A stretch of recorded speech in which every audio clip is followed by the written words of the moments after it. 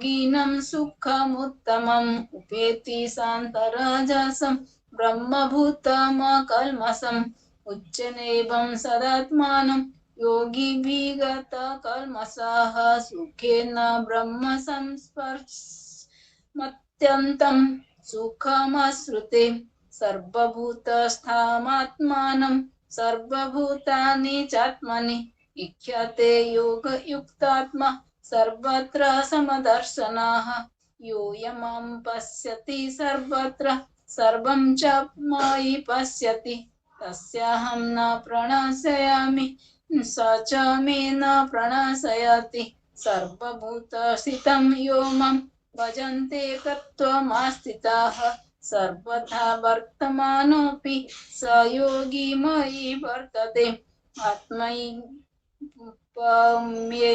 सर्वत्र समं पश्यति योऽर्जुन सुखं वा यदि वा दुःखं स योगी परमो मतः।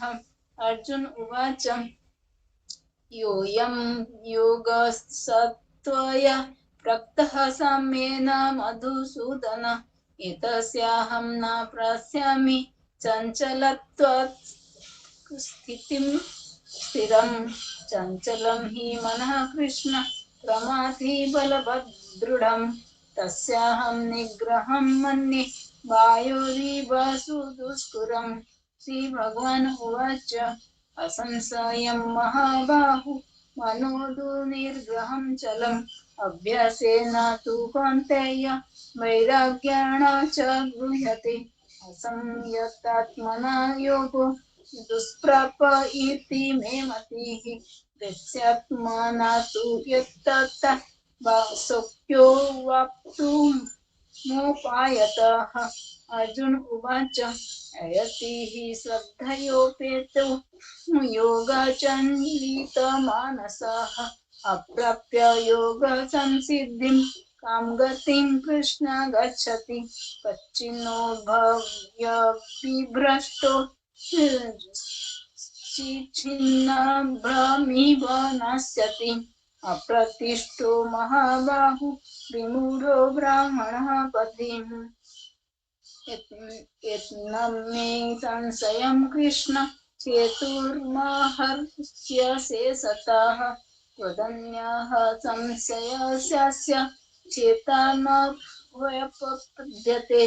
अर्जुन उवाच श्रीभगवान् उवाच पार्थनेव हनमुत्र विनाशस्तस्य विद्यते न हि कल्याणकृत कश्चित् दुर्गतिं तात गच्छति प्राप्य पुण्यकृतं लोकान् उषित्वा शाश्वतीः समाः सूचीनां श्रीमतं लिङ्गेः योगभ्रष्टोऽभिजायते अथवा योगिनामेव कुले भवति धीमताम् एतद्धि दुर्लभतरं लोके जन्म यदीदृशम् यतत्र तं बुद्धिसंयोगं लभते चैर्वदेहिकम् यतते च ततो भूयः संसिद्धौ कुरु नन्दन पूर्वाभ्यासेन तेनैव क्रियते हयवशोऽपि सः जिज्ञासुरपि योगस्य शब्दब्रह्माणि वर्तते यत्राभ्यक्तमनस्तु योगी संशुद्धि किल्बिषः अनेक जन्म संशुद्धि ततो याति परं गतिम् तपस्युभ्योऽधिको योगी ज्ञानिभ्योऽपि मतोऽधिकः कर्मभ्यश्चाधिको योगी तस्माद्योगी भवार्जुन योगिनामपि सर्वेषां मद्गतान्तरात्मनः श्रद्धावान् भजते यो मां स मे युक्ततमो मतः।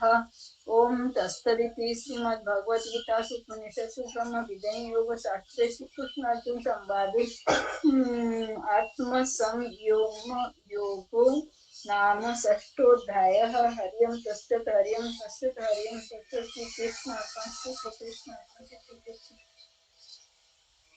ओम श्री परमात्मने नमः। अथ सप्तमोऽध्यायः। श्रीभगवान् उवाच मया सप्तमनः पार्थ योगं युञ्जन् मदाश्रयः असंशयं समग्रं मम यथा ज्ञास्यसि तच्छृणु। ज्ञानं तेऽहं सविज्ञानमिदं वक्ष्याम्यशेषतः यज्ञात्वमेह भूयन् यज्ञातव्यमवशिष्यते। मनुष्याणां सहस्रेषु कश्चिदर्थति सिद्धये यथार्थमपि सिद्धानां कश्चिन्मां वेत्ति तत्त्वतः। भूमिरापो नलो वायुः खं बुद्धिरेव च अहङ्कार इत्यम्मे भिन्ना प्रकृतिरस्तदा अपरेयमितस्त्वन्ययं प्रकृतिं विद्धि मे परं जीवभूतं महाबाहु यदेदं धारते जगत् एतद्भूमीनि भूतानि सर्वाणि तु पधारय अहं कृष्णस्य जगतः प्रभवः प्रलयस्तथा मतः परतरं नान्यत् किञ्चिदस्ति धनञ्जय मयि सर्वमिदं प्रोतं सूत्रेमणि गण इव रसोऽहमपशु कौन्तेय प्रभास्मि शशि सूर्यः प्रणवः सर्ववेदेषु शब्दः खे परुषं नसु पुण्यगन्ध पृथिव्यां च तेजश्चास्मि विभावसौ जीवनं सर्वभूतेषु तपश्चास्मि तपस्विषु बीजं मां सर्वभूतानां विद्धि पार्थ सनातनं बुद्धिर्बुद्धिमतामस्मि तेजस्तेजस्विनामहम् बलं बलवतं चाहं कामरागविवर्जितं धर्मविरुद्धो भूतेषु कामोऽस्मि भरतर्षभ। ये चैव सात्विका भाव राजसस्तमसश्च ये मत्त एवेति तन्विद्धि न त्वेऽहं तेषु ते मयि त्रिभिर्गुणमयैर्भेभिः सर्वमिदं जगत् मोहितं नाभिजानाति मामेभ्यः परं भयम् देवी ह्वयस गुणमयी मम माया दुरत्यया मामेव ये प्रपद्यन्ते मायामेतं तरन्ति ते न मां दुष्कृतिनो मूढा प्रपद्यन्ते नराधमाः मयया परित्यज्ञान आसुरं भावमाश्रिता चतुर्विधा वदन्ते मां जना सुकृतिन् अर्जुन अर्थजिज्ञासुरार्थाति ज्ञानी च भरतर्षभ तेषां ज्ञाने नित्ययुक्त एकभक्तिर्विशिष्यते प्रियो हि ज्ञानिनोत्यर्थमहं च मम प्रियः उदाराः सर्व एवेते ज्ञानी त्वत्मेव मे मतम् अस्थिताः स हि तुक्तात्मा मामेव अनुत्तमां गतिम् बहूनां जन्मनामन्ते ज्ञानवान् मां प्रपद्यन्ते वासुदेवः सर्वमिति स महात्मासु दुर्लभः कामेस्तैस्ते हतज्ञानः प्रपद्यन्ते न यदेवताः तं तं नमास्थाय प्रकृत्यानि यतः स्वयं यो यं तं भक्तः श्रद्धया चित्तमिच्छति तस्य चलं श्रद्धं तामेव विद्याम्यहम् स तया श्रद्धया युक्तस्तस्याराधनमिहते लभते च ततः कामन् मयैव भूतानि तान् अन्तवन्तु फलं तेषां तद्भवत् अल्पमेधसं देवं देवो यजो यान्ति मद्भक्ता यान्ति मामपि अव्यक्तं व्यक्तिमापन्नं मन्यन्ते मां बुद्धयः परं भावमजानन्तो मामव्ययमनुत्तमम् नाहं प्रकाशः सर्वस्य योगमाया समावृतः मूढोऽयं नाभिजानाति लोको मम जमव्ययम् वेदाहं समतीतानि वर्तमानानि चार्जुन भविष्याणि च भूतानि मां तु वेद न कश्चन इच्छद्वेष समुत्थेन द्वन्द्वमोहेन भारत सर्वभूतानि सम्मोह सर्गे यान्ति परन्तप यसन्त्वन्तगतं पापं जानानं पुण्यकर्मणां ते द्वन्द्वमोहनिर्मुक्ता भजन्ते मां दृढव्रताः अजरामराणामख्याय मामाश्रित्य यतन्ति ये ते ब्रह्म तद्विदुः कृष्णमाध्यात्मं कर्म चाखिलम् साधिभूताधिदेवं मम साधियज्ञश्च ये विदुः प्रणयकालेऽपि च मां ये विदुर्युक्तचेतसः। ओम तत्सदिति श्रीमद्भगवद्गीतासु उपनिषत्सु ब्रह्मविद्यायां योगशास्त्रे श्रीकृष्ण अर्जुन संवादे ज्ञान विज्ञान योगो नाम सप्तमोऽध्यायः। हरि ओं तत्सत् हरि ओं तत्सत् Shri Krishna. Hare Krishna, ma'am. Shri Krishna, please on your camera. Yes, ma'am. Ma'am, chapter 8, ma'am. Your voice is disturbance, ma'am. Hello? Chapter 8, Yes, ma'am, chapter 8. Yeah, ma'am. 1 minute.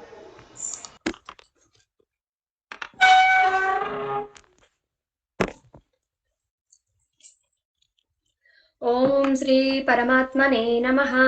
अतः अष्टमोऽध्यायः अक्षरब्रह्मयोगः। अर्जुन उवाच किं तद्ब्रह्म किमध्यात्मं किं कर्म पुरुषोत्तम अधिभूतं च किं प्रोक्तम् अधिदैवं किमुच्यते अधियज्ञः कथं कोत्र देहेऽस्मिन् मधुसूदन प्रयाणकाले च कथं ज्ञेयोऽसि नियतात्मभिः। श्रीभगवान् उवाच अक्षरं ब्रह्म परमं स्वभावोऽध्यात्ममुच्यते भूत भावोद्भवकरो विसर्गः कर्म संज्ञितः।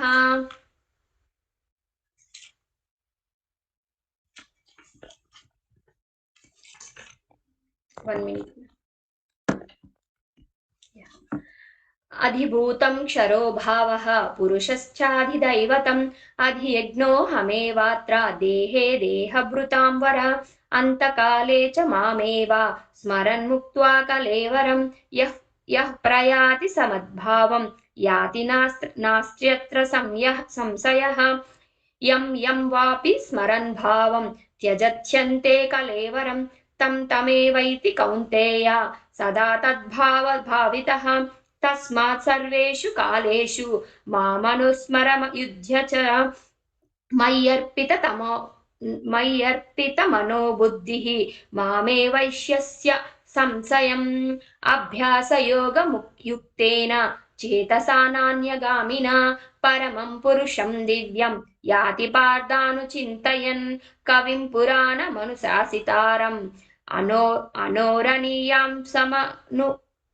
अनोरणीयां समनुस्मरेद्यः सर्वस्य धातारम चिन्त्य रूपम् आदित्यवर्णं तमसः परस्तात् प्रयाणकाले मनसाचलेन भक्त्या युक्तो योगबलेन चैव भ्रुवोर्मध्ये प्राणमाश्लेष्य सम्यक् सतं परं पुरुषमुपैति दिव्यं यदक्षरं वेदविदो वदन्ति विसन्ति यज्ञते तयो वीतरागाः यदिच्छन्तो ब्रह्मचर्यं चरन्ति तत्ते पदं संग्रहेण प्रवक्ष्ये सर्वद्वाराणि संयम्य मनोहृदि निरुध्य च मूर्ध्न्याधायात्मनः प्राणम् आस्थितो योगधारणाम् ओमित्येक्षरं ब्रह्म व्याहरन् मामनुस्मरन् यः प्रयाति त्यजन् देहं स याति परमां गतिम् अनन्यचेतः सततं यो मां स्मरति नित्यसः तस्याहं सुलभः पार्थ नित्ययुक्तस्य योगिनः मामुपेत्य पुनर्जन्म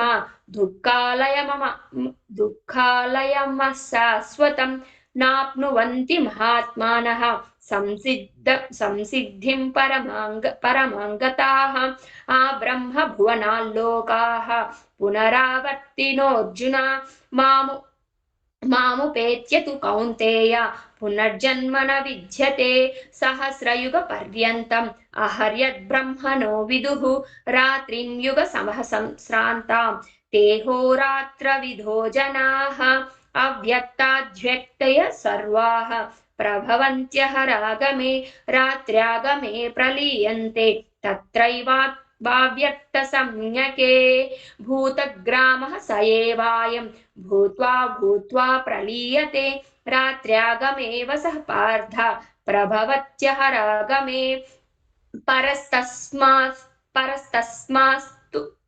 परस्तस्मात्तु भावोऽन्यो व्यक्तो व्यक्तात् सनातनः यः स सर्वेषु भूतेषु नश्यत्सु न विनश्यति अव्यक्तोऽक्षर इत्युक्तः तमाहुः परमां गतिं यं प्राप्य न विवर्तन्ते तद्धाम परमं मम पुरुषः स परः पार्थ भक्त्या लभ्यस्त्वनन्यया यस्यान्तस्थानि भूतानि येन सर्वमिदं ततं यत्र काले त्वनावृत्तिं चैव योगिनः प्रयाति यान्ति तं कालं वक्ष्यामि भरतर्षभाम् अग्निर्ज्योतिरः शुक्लः षण्मासा उत्तरायणं तत्र प्रयाता गच्छन्ति ब्रह्मविदो जनाः धूमो रात्रिस्तथा कृष्णः षण्मासा दक्षिणायनं तत्र चान्द्रमसं ज्योतिः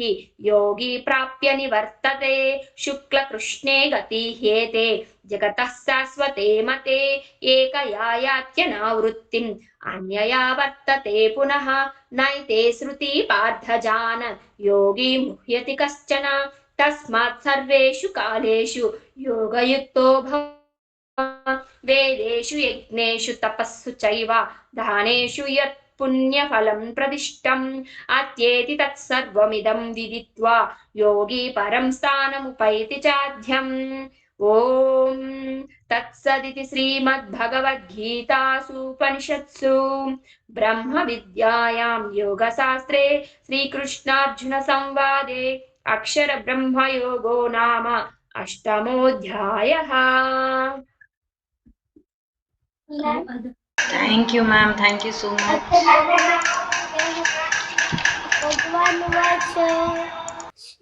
इदं तु ते गुह्यतमं प्रवक्ष्याम्यह सूयवे ज्ञानं विज्ञानसहितं यज्ञात्वा मोक्षस्य शुभा राजविद्या राजगुह्यं पवित्रमिदमुत्तमं प्रत्यक्षावगमं धर्म्यं सुसुखं कर्तुमव्ययम् अश्रद्धदाना पुरुषा धर्मस्यास्य परन्तप अप्राप्य नाम निवर्तन्ते मृत्युसंसारवर्त्मनि मय्या दक्षेण प्रकृति मया ततमितं सर्वं जगत व्यक्तमूर्तिना मत्सानि सर्वभूतानि न चाहं तेष्वस्थितः न च मस्तानि कर्माणि भूतानि पश्य मे योगमैश्वरं भूतग्राममिमं भूतभृन्न च भूतस्य परमात्मा भूतभावनः यथाकाशस्थितो नित्यं वायु सर्वत्र गोमहान् तथा सर्वाणि भूतानि मश्नामि उपादानां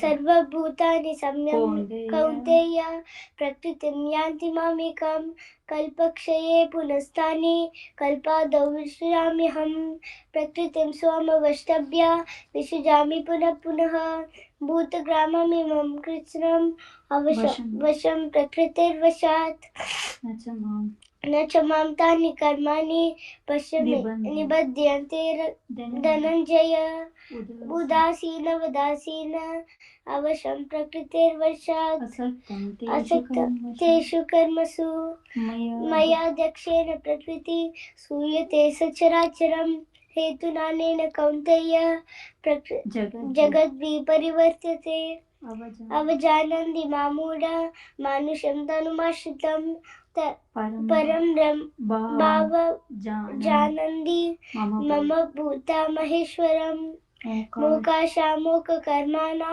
मोकज्ञानविचेतः सः राक्षसीं वात्सुली चैव प्रकृतिं मोहिनीक्षुतः महात्मानस्तु मां भक्त्या मां पाता देवीं प्रकृतिमाश्रनं भजन्त्यान्यमनसो यज्ञात्वा मोक्षसे शुभा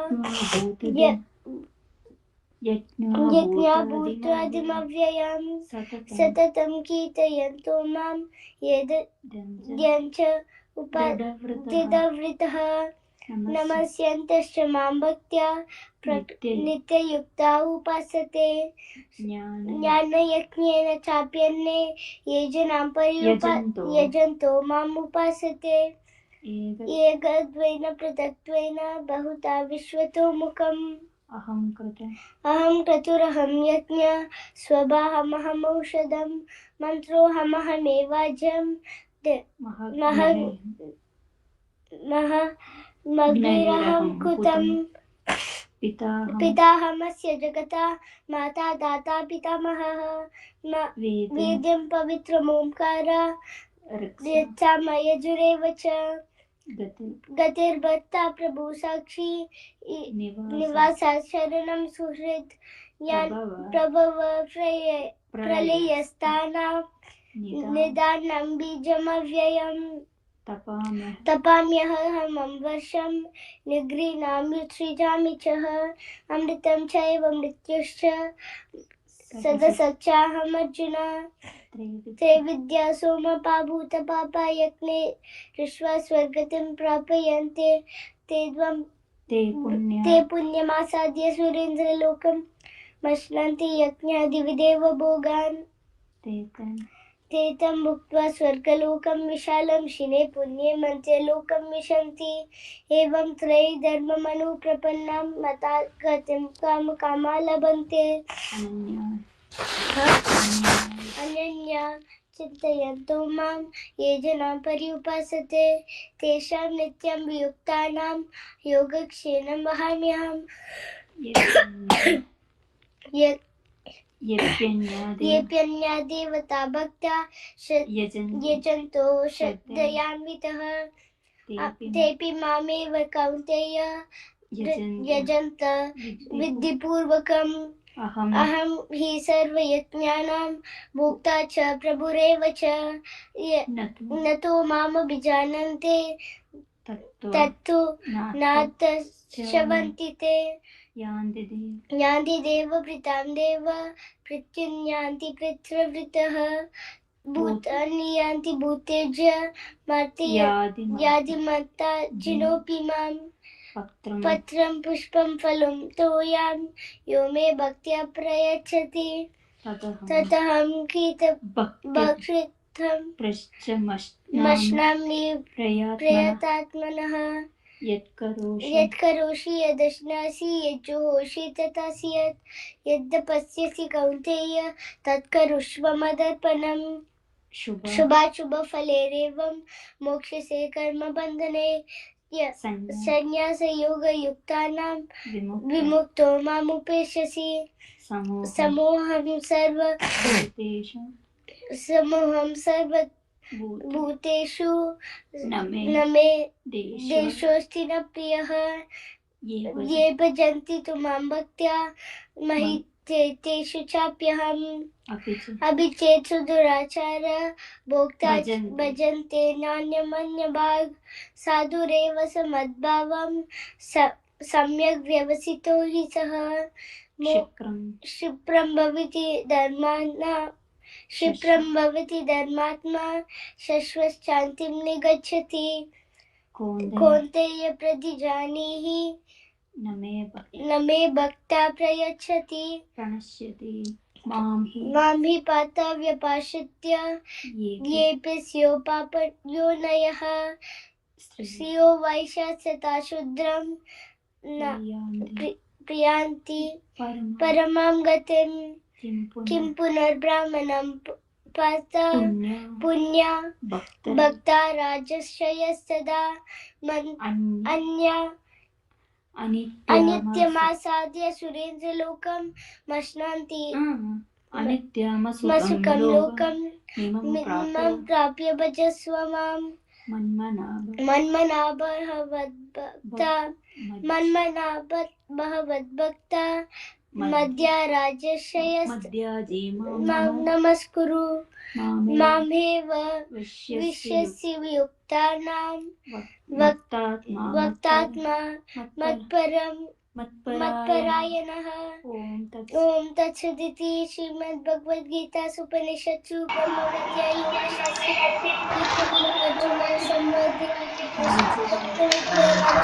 योगो नाम नवमोऽध्यायः। हरि ओम तत्सत हरि ओम। हरि ओम You तत्सत् हरि ओम तत्सत् हरि ओम तत्सत्। very good. You want to do the chapter 10 also? Yes, ma'am. हाँ. Chapter 10. अथ दशमोऽध्यायः। श्रीभगवान् उवाच भूय एव महाबाहो शृणु मे परमं वच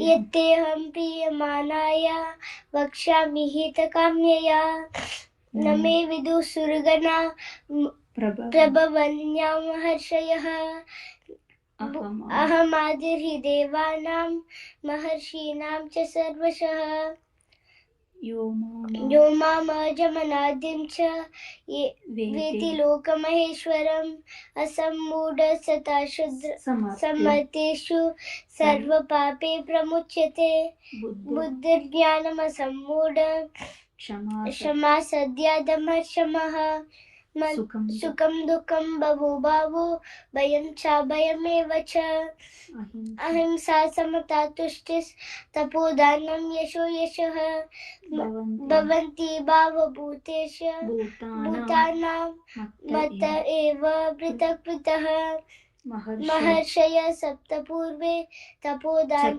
चत्वारो मनवस्तदा मद्भावा मानसजाता येषां लोक इमां वच एतां विभूतिं योगं च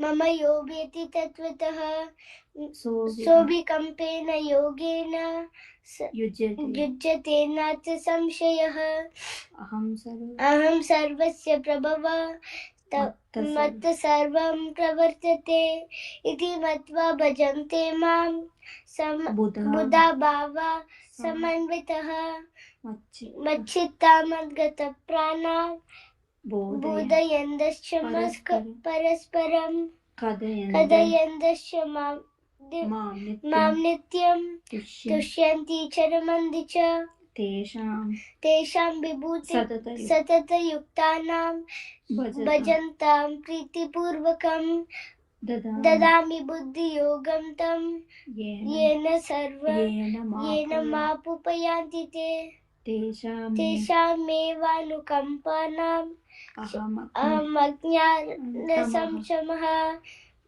नाशयाम्यात्मभावस्तो ज्ञानदीपेन भास्वता अर्जुन उवाच परं ब्रह्म परं धाम पवित्रं परमं धाम भवान् पुरुषं शाश्वतं दिव्यं महितेमजं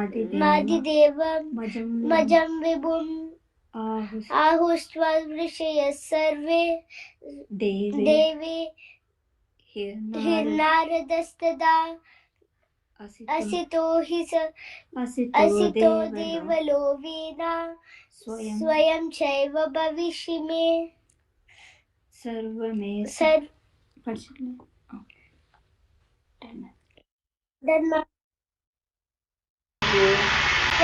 Chapter 10.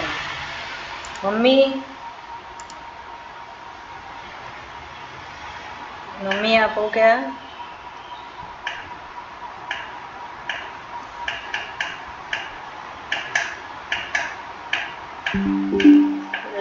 रक्षा आंटी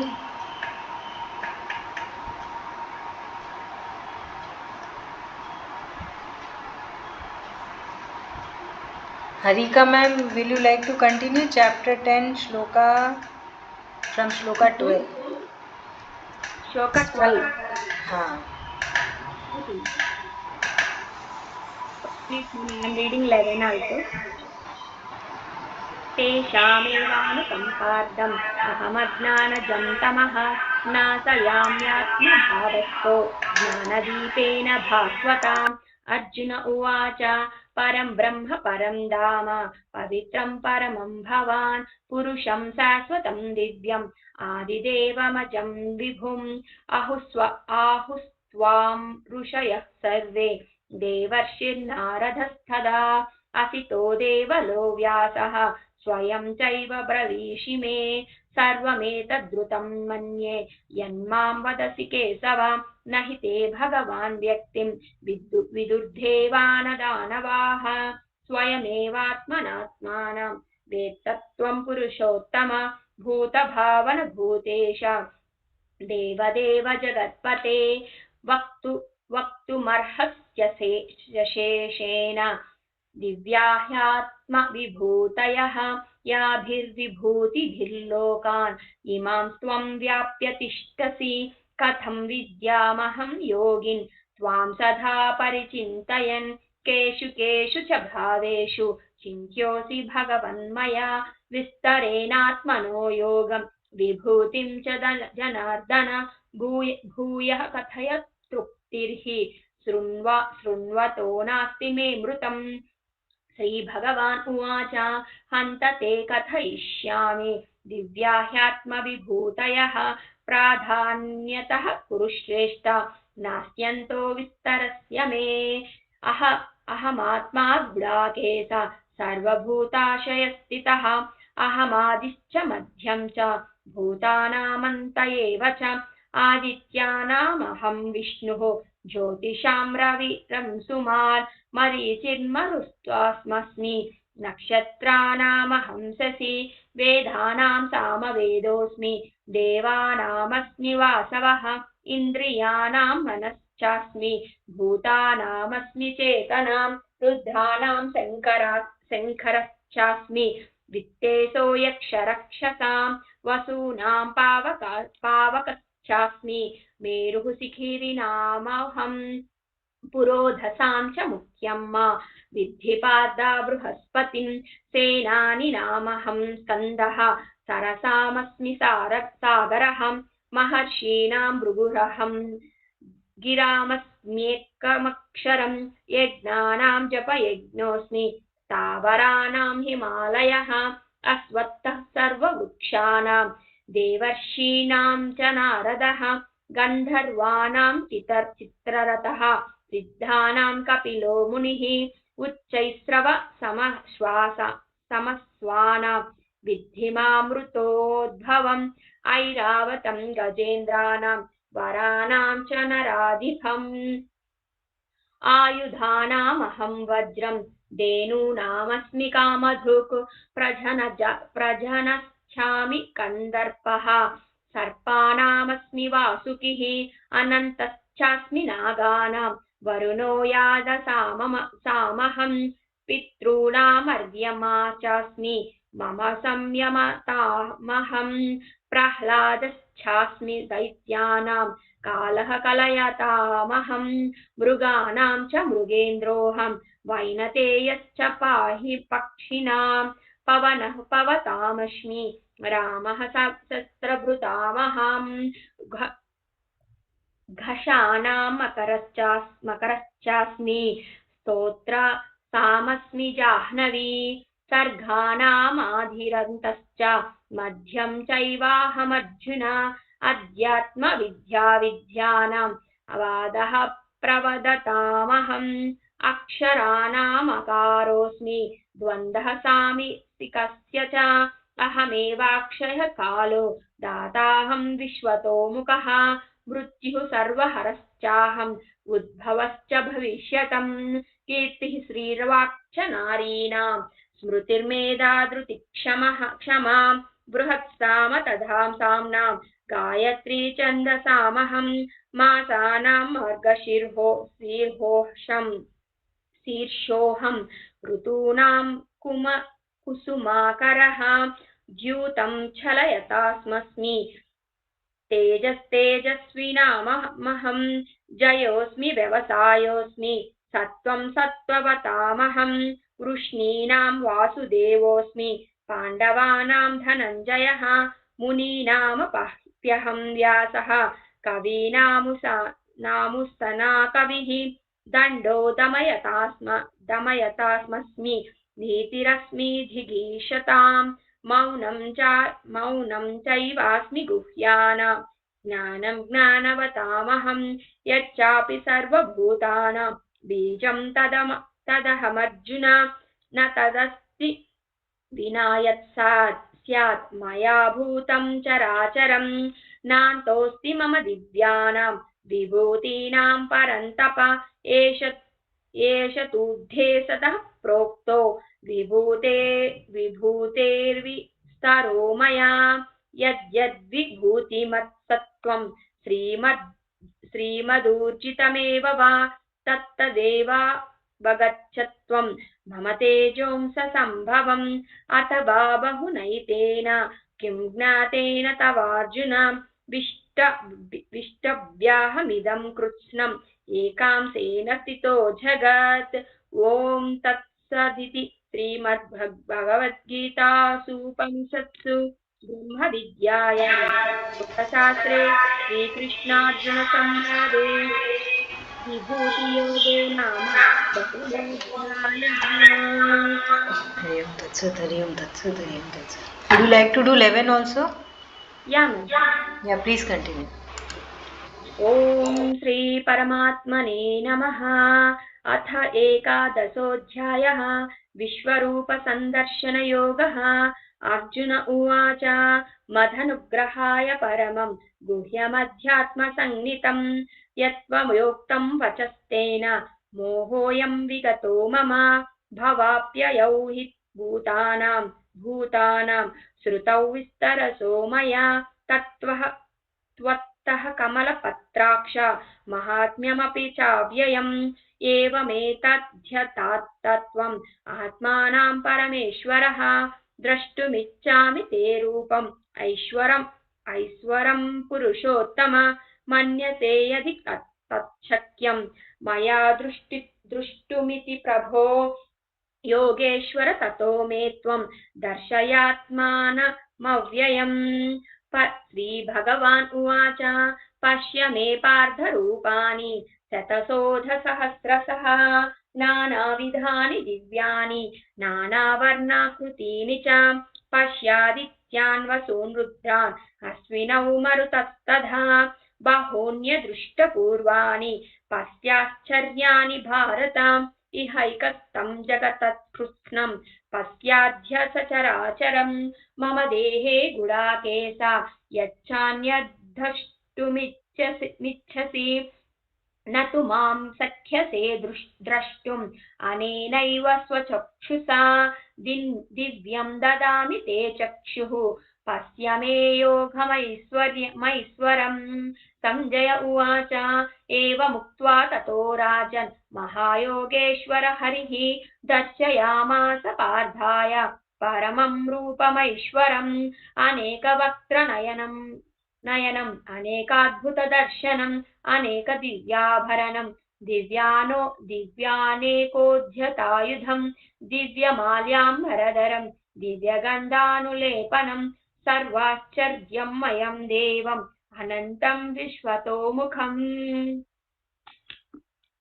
दिवि सूर्यसहस्रस्य भवेद्युगपदुत्थिता यदि बाहसदृशी सा स्यात् भासस्तस्य महात्मनः तत्रैकस्तं जगत्कृत्स्नं प्रविभक्तमनेकधा अपश्यद्देवदेवस्य शरीरे पाण्डवस्तदा ततः स विस्मया विष्टो पृष्ठरोमा धनञ्जयः प्रणम्य शिरसा देवं कृताञ्जलिरभाषत अर्जुन उवाच पश्यामि देवं तव देवदेहे सर्वां तथा भूतविशेषसङ्घान् ब्रह्माणमीशं कमलासनस्थं ऋषींश्च सर्वानुरगांश्च दिव्यान् अनेकबाहूदरवक्त्रनेत्रं पश्यामि त्वां सर्वतोऽनन्तरूपम् नान्तां न मध्यं न पुनस्तवादिं पश्यामि विश्वेश्वर विश्वरूपा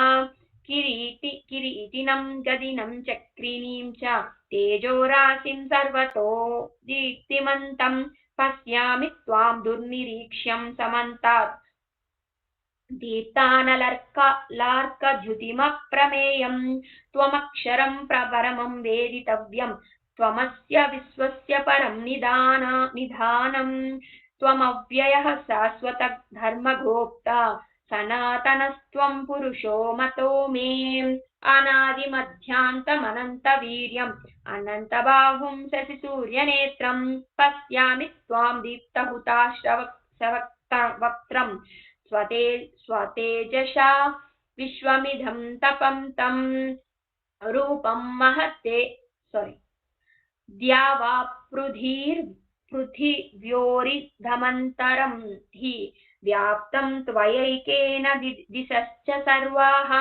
दृष्ट्वाद्भुतं रूपमुग्रं तवेदं लोकत्रयं प्रव्यथितं महात्मन् अमीहि त्वां सुरगङ्गा विशन्ति केचिद्भीताः प्राञ्जलयो गृह्णन्ति स्वस्तीत्युक्त्वा महर्षिसिद्धसङ्गाः स्तुवन्ति त्वां स्तुतिभिः पुष्कलाभिः रुद्रादित्या वसवो ये च साध्या विश्वेश्विनौ मरुतश्चोष्मपाश्च गन्धर्वयक्षासुरसिद्धसङ्घा वीक्षन्ते त्वां विस्मिताश्चैव सर्वे रूपं महत्ते बहुवक्त्रनेत्रं महाबाहो बहुबाहुरुपादं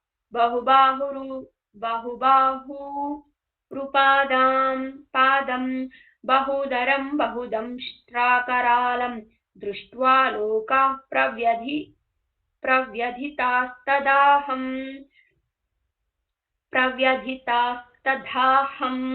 नभःस्पृशं दीप्तमनेकवर्णं व्यात्ताननं दीप्तविशालनेत्रं दृष्ट्वा हि त्वां प्रव्यथितान्तरात्मा धृतिं न विन्दामि समं च विष्णो दंष्ट्राकरालानि च ते मुखानि दृष्ट्वैव कालानलसन्निभानि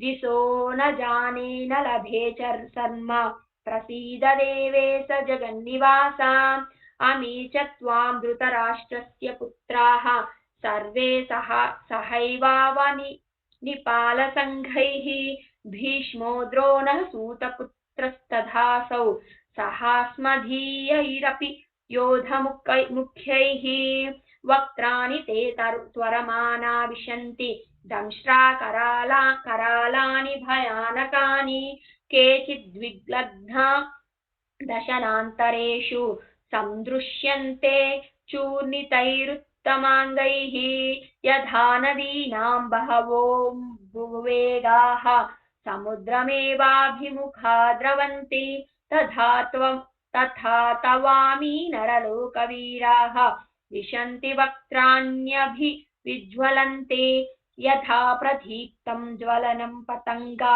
विशन्ति नासया समृद्धवेगाः तथैव नासाय विशन्ति लोकाः तवापि वक्त्राणि समृद्धवेगाः लेलिह्यसे ग्रसमानः समन्तात् लोकान् समग्रान् वदनैर्ज्वलद्बदिः तेजोभिरापूर्य जगत् समग्रं भासस्तवोग्राः प्रतपन्ति विष्णो आख्याहि मे को भवानुग्ररूपो नमोऽस्तु ते देववर प्रसीद विज्ञातुमिच्छामि भवन्तमाद्यं न हि प्रजानामि तव प्रवृत्तिम् श्रीभगवान् उवाच कालोऽस्मि लोकक्षयकृत् प्रवृद्धो लोकान् समाहर्तुमिह प्रवृत्तः ऋतेऽपि त्वां न भविष्यन्ति सर्वे ये एव स्थिताः प्रत्यनीकेषु योधाः तस्मात् त्वमित्तिष्ठ यशो लभस्व जित्वा शत्रून् भुङ्क्ष्य राज्यं समृद्धम् मयैवैते निहताः पूर्वमेव निमित्तमात्रं भव सव्यसाचिन् द्रोणं च भीष्मं च जयप्रदं च कर्णं तथान्यानपि योधवीरान् मया हतं त्वं जहिमा वदिष्टा युध्यस्य जेतासि रणे सपत्नान् संजय उवाच एतत् श्रुत्वा वचनं केशवस्य कृताञ्जलिर्वेपमानः किरीटी नमस्कृत्वा भूय एवाह कृष्णं सगद्गदं भीतः प्रणम्य।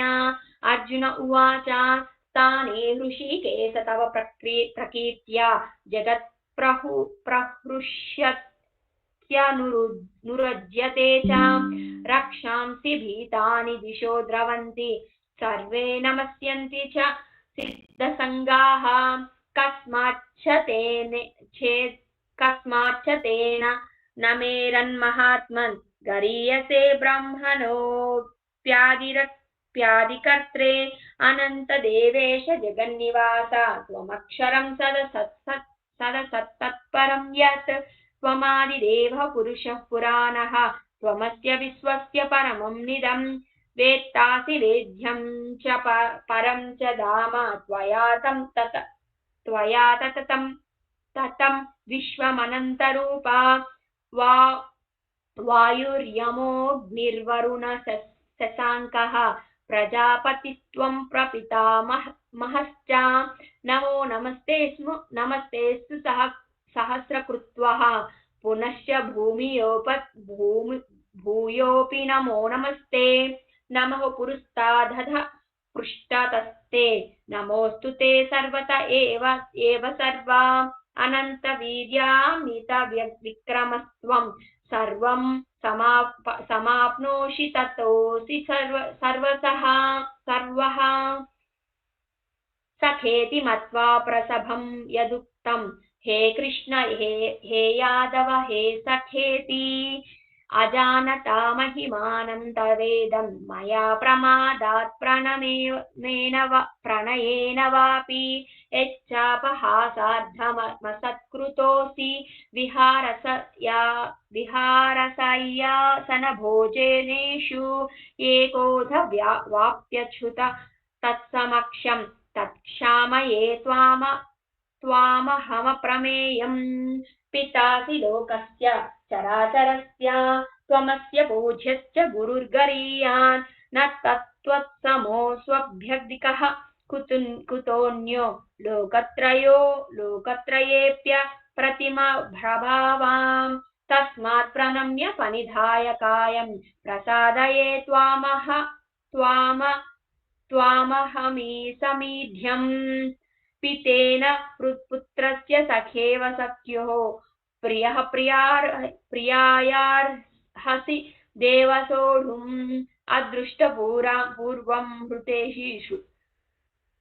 अदृष्टपूर्वं हृषितोऽस्मि दृष्ट्वा भयेन च प्रव्यथितं मनो मे तदेव मे दर्शय देवरूपं प्रसीद देवेश जगन्निवास किरीटिनं गदिनं चक्रहस्तम् इच्छामि त्वां द्रष्टुमहं तथैव तेनैव रूपेण चतुर्भुजेन सहस्रबाहो भव विश्वमूर्ते।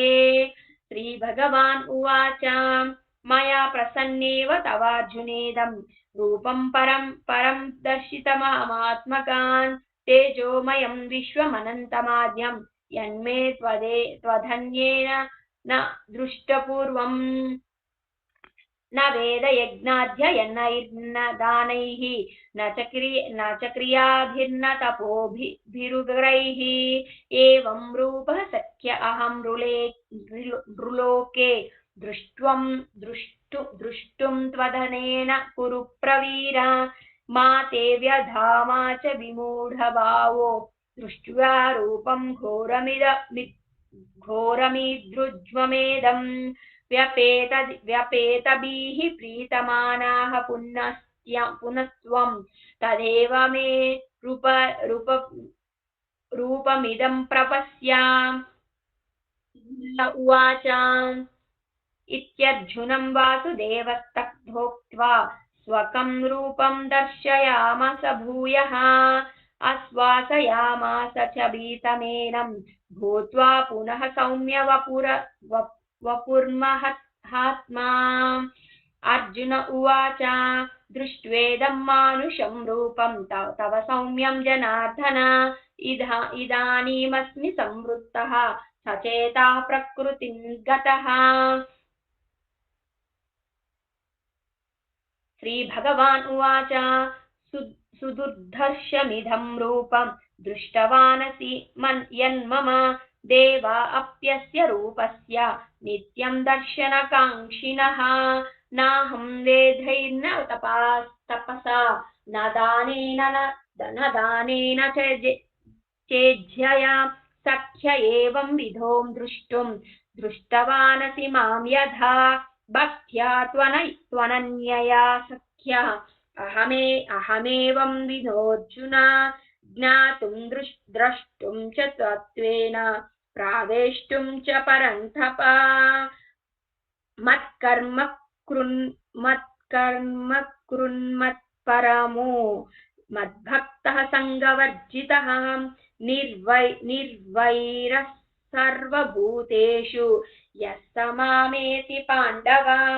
ॐ तत्सदिति श्रीमद्भगवद्गीतासूपनिषत्सु ब्रह्मविद्यायां योगशास्त्रे श्रीकृष्णार्जुनसंवादे विश्वरूपदर्शनयोगो नाम एकादशोऽध्यायः। हरि ओम तत्सत, हरि ओम तत्सत, हरि ओम तत्सत. Thank you, ma'am. Kirtana, ma'am, would you like to do chapter 12? Okay, ma'am. I'll do. रक्षा आंटी आप उसके बाद 13 और 14 कर लीजिएगा. ॐ श्री परमात्मने नमः. अथ द्वादशोऽध्यायः भक्तियोगः.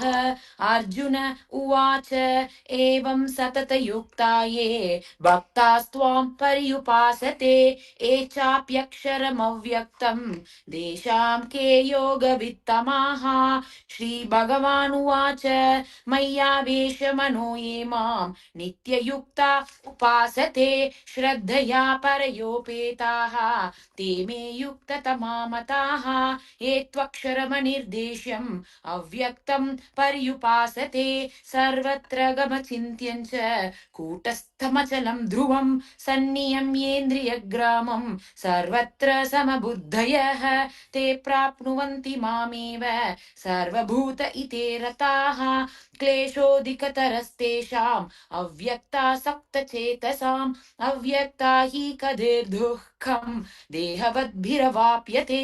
ये तु सर्वाणि कर्माणि मयि सन्न्यस्य मत्पराः अनन्येनैव योगेन माध्यायन्त उपासते तेषामहं समुद्धर्ता मृत्युसंसारसागरात् भवामि न चिरात् पार्थ मय्यावेशितचेतसां. मय्येव मन आधत्स्व मयि बुद्धिं निवेशय निवसिष्यसि मय्येव अत ऊर्ध्वं न संशयः. अत चित्तं समाधातुं न शक्नोषि मयि स्थिरम् अभ्यासयोगेन ततः मामिच्छाप्तुं धनञ्जय. अभ्यासेभ्य समर्थोऽसि मत्कर्म परमो भव. मदर्थमपि कर्माणि कुर्वन् सिद्धिमवाप्स्यसि अतैतदप्यसक्तोऽसि कर्तुं मद्योगमाश्रितः. सर्वकर्मबलत्यागं ततः कुरु यतात्मवान्. श्रेयो हि ज्ञानमभ्यासात् ज्ञानात् ध्यानं विशिष्यते. ध्यानात् कर्मफलत्यागः त्यागात् शान्तिरनन्तरम्. अद्वेष्टा सर्वभूतानां मैत्रः करुण एव च निर्ममो निरहङ्कारः समदुःखसुख अक्षमी सन्तुष्ट सततं योगी यतात्मा दृढनिश्चयः. मय्यर्पितमनो बुद्धिः यो मद्भक्तः स मे प्रियः. यस्मान्नो द्विजते लोकः लोकान्नो स यः हर्षामर्षभयोद्वेगैः मुक्तो यः स मे प्रियः. अनपेश सुचिर्दक्षः उदासीनो गदव्यतः सर्वारम्भ परित्यागी यो मद्भक्तः स मे प्रियः. यो न हृष्यति न द्वेष्टि न शोचति न काङ्क्षति शुभाशुभ परित्यागी भक्तिमान्यः स मे प्रियः. समशत्रौ च मित्रे च तथा मानापमानयोः शीतोष्ण सुख दुःखेषु समसंग तुल्यनिन्दास्तुतिर्मौनी सन्तुष्टो येन केनचित् अनकेतस्थितमदिः भक्तिमान् मे प्रियो नरः ये तु धर्म्यामृतमितं यथोक्तं पर्युपासते श्रद्दधाना मत्परमाः भक्तास्तेतीव मे प्रिया ओम तत्सदिति श्रीमद्भगवद्गीतासु उपनिषत्सु ब्रह्म विद्यायां योगशास्त्रे श्रीकृष्णार्जुन संवादे भक्ति योगो नाम द्वादशोऽध्यायः. Ma'am, then you do 15 also after Rakshanti. Okay. ओम परमात्मा नमः. अथ त्रयोदशोऽध्यायः. भगवान उवाच इदं शरीरं कौन्तेय क्षेत्रमित्यभिधीयते एतद्यो वेति तं प्राहुः क्षेत्रज्ञ इति तद्विदः. क्षेत्रं चापि मां विद्धि सर्वक्षेत्रेषु भारत. क्षेत्रज्ञयोर्ज्ञानं तत् ज्ञानं मतं मम.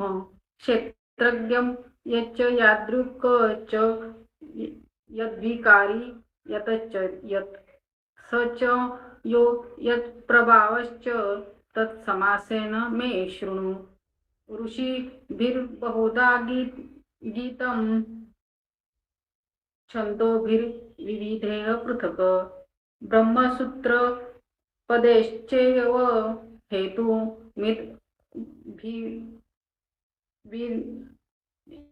हेतुमद्भिर्निश्चितैः. महाभूतान्य अहंकारो बुद्धिर्व्यक्तमेव च. इंद्रियाणि दशैकं च पञ्चचेन्द्रिय गोचराः. इच्छा द्वेषः सुखं दुःखं संघात चेतना धृति.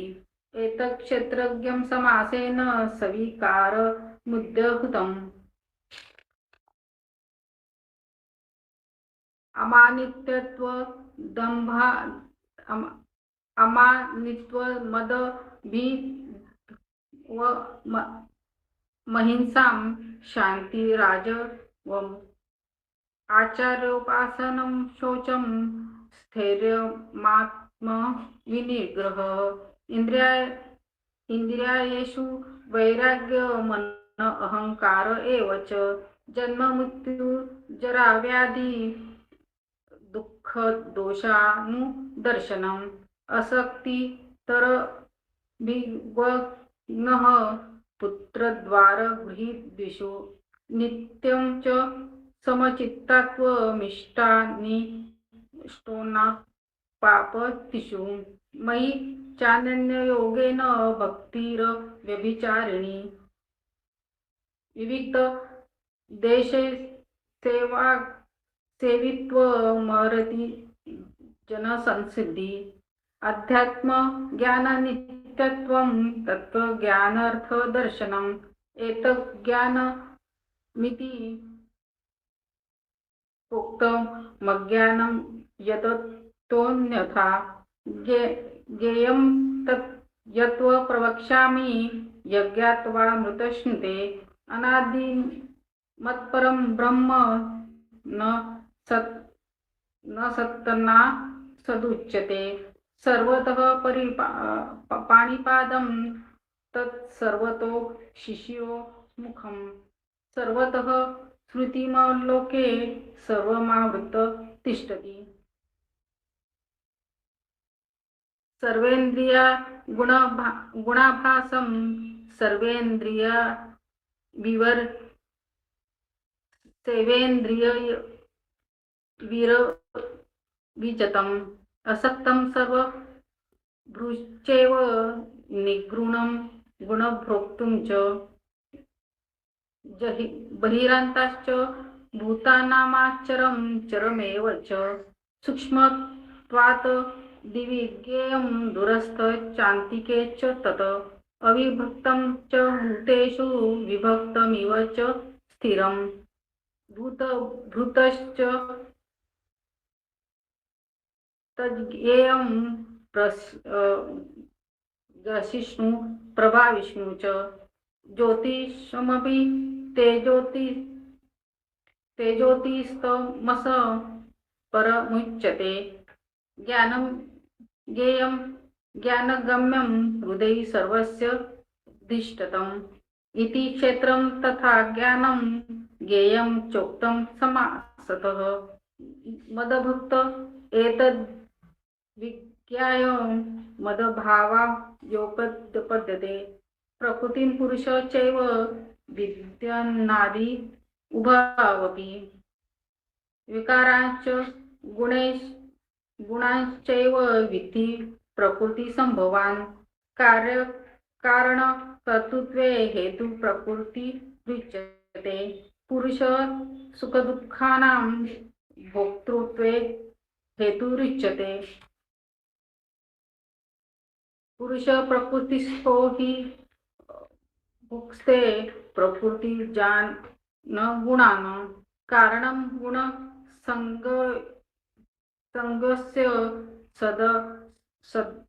सदसद्यो निज मूस उपदृष्टानुमत्ता च भर्ता भोक्ता महेश्वरः परमाप्नोति चापयुक्तो देहस्मिन् पुरुषः परः या एवि वेति पुरुषं प्रकृतिं च गुणैः सह सर्वथा वर्तमानोऽपि न च भूयो विजायते ध्यानेनात्मनि पश्यन्ति केचिदात्मनमात्मना अन्ये सांख्येन योगेन कर्मयोगेन चापरे अन्ये त्वेवमजानन्तं श्रुत्वा नेभ्य उपासते तेपि चातिरन्तेव मृत्युं श्रुतिपरायणाः यावत् संजायते केचित् सत्वं स्थावरजङ्गमम् क्षेत्र संयोग द्विविधि भरतवर्षभ सम सर्वेषु भूतेषु तिष्ठन्ति परमेश्वरं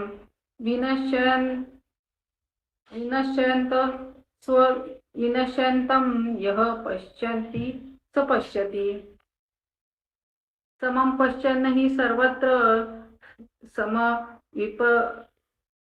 समवस्थितमीश्वरं न हि ह्यस्तमनात्मनं ततो याति परमां गतिं प्रकृतेव च कर्माणि क्रियामणानि सर्वशः यः पश्यन्ति तथात्मन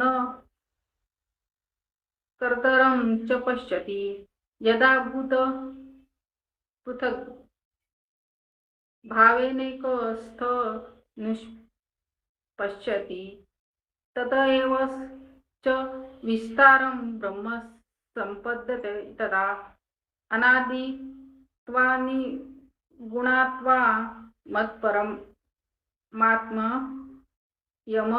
व्यायः शरीरस्थोऽपि कौन्तेय न करोति न लिप्यते तथा सर्वगतं सूक्ष्मदाकाङ्क्षं नोपलिप्यते सर्वत्र वस्थितां देहे तथात्मा नोपलिप्यते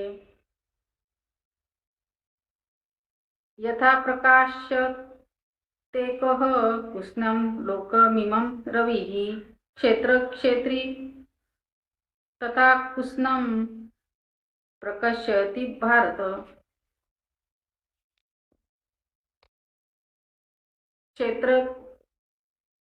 क्षेत्र ज्ञानयोरेवमन्तरं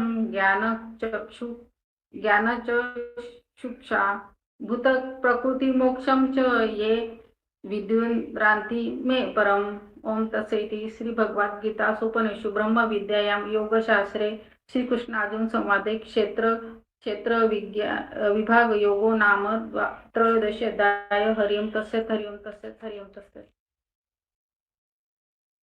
ओम परमात्मने नमः अथ चतुर्थोऽध्याय श्री भगवानुवाच परं भूयः प्रवक्ष्यामि ज्ञानानां ज्ञानमुत्तमम् यज्ञात्वा मुनयः सर्वे परां सिद्धिमितो मताः इदं ज्ञानमुपाश्रित्य मम साध्यर्ममागताः सर्गेऽपि नोपजायन्ते प्रलयेन प्रवर्धित च। मम योनिर् महद् ब्रह्म तस्मिन् गर्भ दधाम्यहं।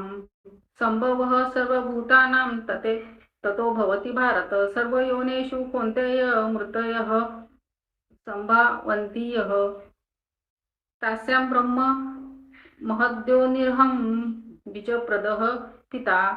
सत्वं रजस्तम इति गुणाः प्रकृतिसम्भवाः निबध्यन्ति महाबाहो देहे देहिस्मिन् वयं।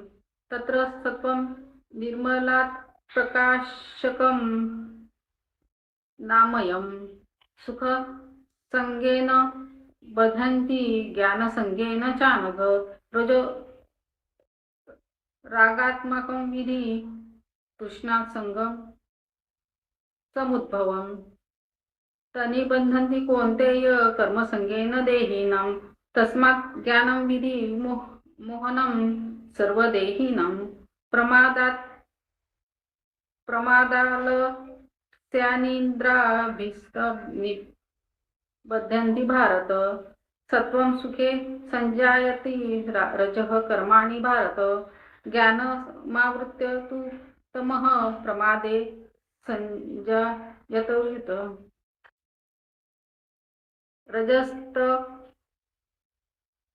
राजस्तमश् विभूयः सत्वं भवति भारत। रजः सत्वं तमश्चैव तमः सत्वं रजस्तथा। सर्वभूतेषु देहेऽस्मिन् प्रकाशोपजायते। ज्ञानं यदा तदा विद्याद् विवृद्धं सत्त्वमित्युत। लोभः प्रवृत्तिरारम्भः कर्मणामशमः स्पृहा। रजस्तेतानि जायन्ते विवृद्धि भरतवर्षभ। अप्रकाशो प्रवृत्तिश्च प्रमादो मोह एव च। तमस्येतानि जायन्ते विवृद्धे गुरुनन्दन। यदा सत्त्वे प्रवृत्ते न प्रलय याति देहभृत।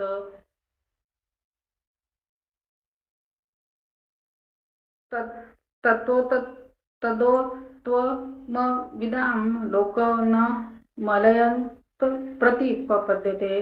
राजसी प्रलयं गत्वा कर्म संगत्सु जायते। तथा प्रलीनस्तमसि मूढो योनिषु जायते। कर्मणः सुकृतस्याहुः सात्विकं निर्मलं फलं।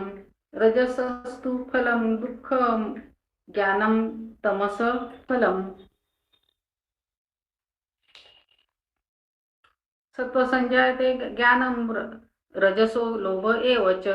तमाद् तमसो भक्ते ज्ञानमेव च। ऊर्ध्वं गच्छन्ति सत्त्वस्था मध्ये तिष्ठन्ति राजसा। जघन्यगुणवृत्तिस्था अधो गच्छन्ति तामसा। नान्यं गुणेभ्यः कर्तारं यदा दृष्टानुपश्यन्ति। गुणेभ्यश्च परं वेति मद्भावं सोऽधिगच्छति। गुणानेतान् तित्यत्रिन देहि देहसमुद्भवान्। जन्म मृत्यु जराव्याधि विमुक्तो मृतश्नुते। अर्जुन उवाच केलिंगे स्त्रीन गुणातेनान् तितो भवति प्रभो। किमाचरः कथं नैतान् श्रीगुणा न तिवर्तते। श्री भगवान उवाच प्रकाशं च प्रवृत्तिं च मोहमेव च पांडव। न द्वेष्टि संप्रवृत्ति न निवृत्तानि कांक्षितः। उदासीनवदासीनो गुणर्यो न विचालयते। गुणा वर्तन्त इत्येव यो वतिष्ठति नेङ्गते। समदुःख सुखं स्वस्थ समलोष्टात्म काञ्चनः तुल्य प्रियो अप्रियो धीरस्तुल्य निन्दात्म संस्तुतिः मानापमानयोस्तुल्यो तुल्यस्तुल्यो मित्रा परीक्षयोः सर्वरंभा परित्यागी गुणातीतः स उच्यते माच्चयो व्यभिचारेण भक्तियोगेन सेवते स गुणान् समति तैतान महाब्रह्म भूयाय कल्पते ब्राह्मण हि प्रतिष्ठाहममृतस्य यस्य च शाश्वतस्य हि धर्मस्य सुखस्य कान्तिकस्य च ओम तत् इति श्री भगवद्गीतासु उपनिषत्सु ब्रह्म विद्यायां योगशास्त्रे श्रीकृष्णार्जुन संवादे गुणत्रय विभाग योगो नाम चतुर्थोऽध्यायः। हरि ओम तत्सत् हरि ओम तत्सत्। ॐ श्री परमात्मने नमः। अथ पञ्चदशोऽध्यायः पुरुषोत्तमप्राप्तियोगः। श्रीभगवानुवाच ऊर्ध्वमूलमदशाकम् अश्वत्थं प्राहुरव्ययम् छन्दांसि यस्य पर्णानि यस्तं वेद स वेदवित् अधश्चोर्ध्वं प्रसृतास्तस्य शाखाः गुणप्रवृद्धा विषयप्रवालाः अधश्च मूलान्यनुसन्ततानि कर्मानुबन्धीनि मनुष्यलोके न रूपमस्येह ततोऽप्यलभ्यते नातो न चातिर्न च सम्प्रतिष्ठा अश्वत्थमेनं सुविरूढमूलम् असङ्गशस्त्रेण दृढेन चित्वा ततः पदं तत्परिमार्गितव्यम् यस्मिन् कदा न निवर्तन्ति भूयः तमेव चात्यं पुरुषं प्रपद्ये यतः प्रवृत्तिः प्रसृता पुराणी निर्माणमोहाजितसङ्गदोषाः अध्यात्मनित्या विनिवृद्धकामाः द्वन्द्वैर्विमुक्ता सुखदुःखसंज्ञैः कश्चन्त्यमूढाः पदमव्ययं तत्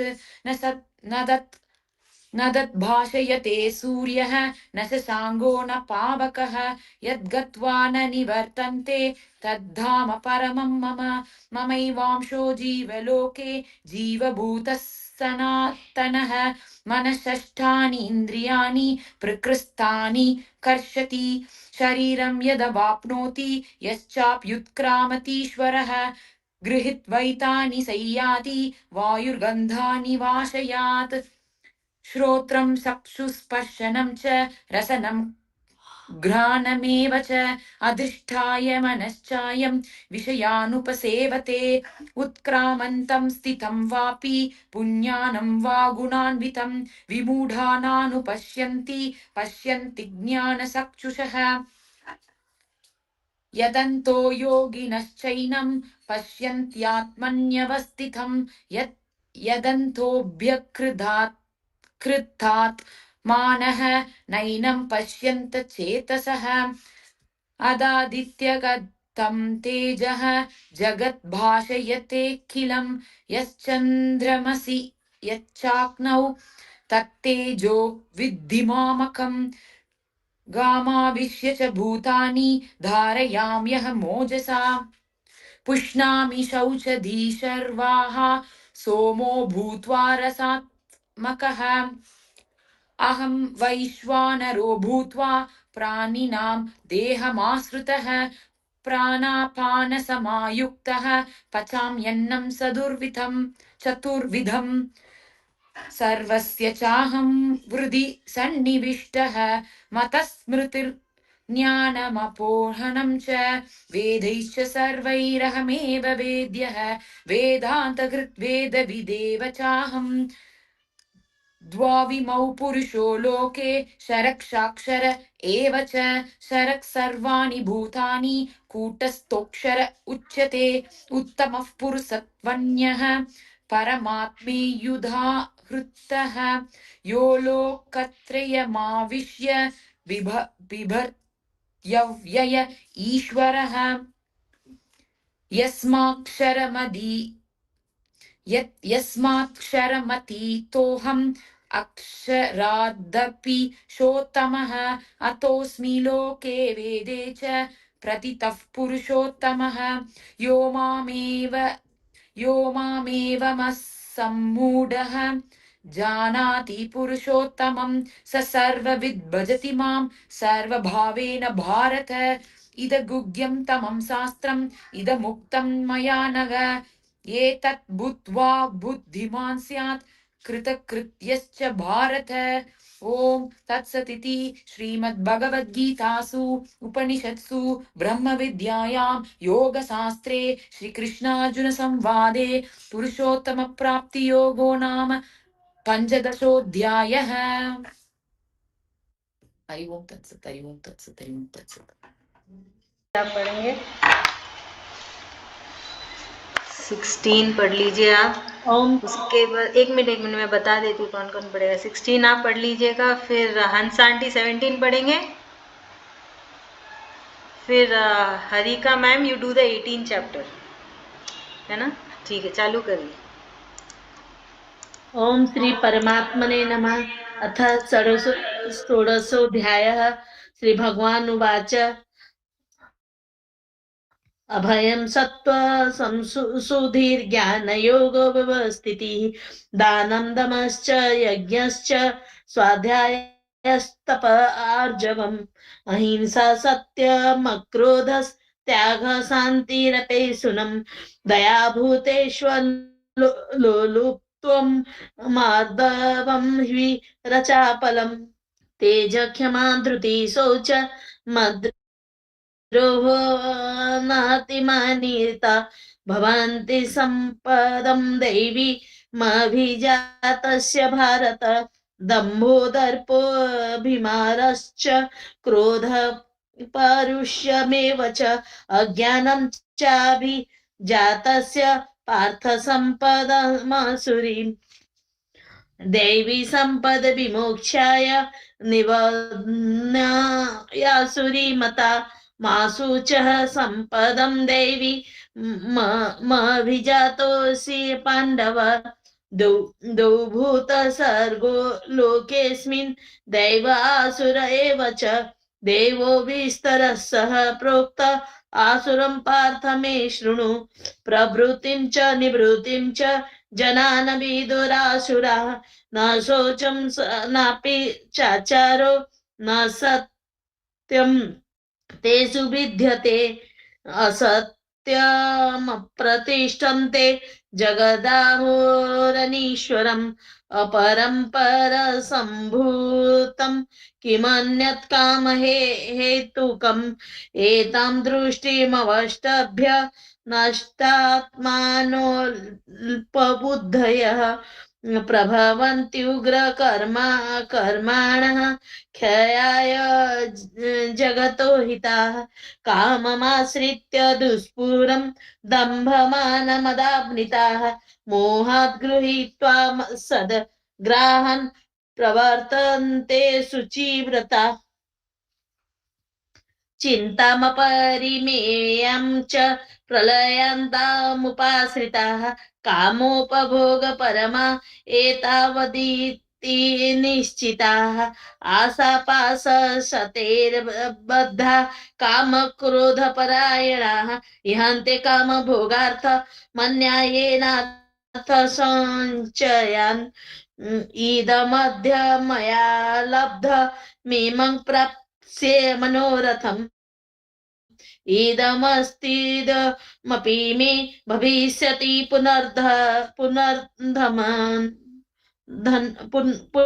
पुनर्धनम् असौ मया हतः शत्रुर्हनिष्ये चापरानपि ईश्वरोऽहमहं भोगी सिद्धोऽहं बलवान् सुखी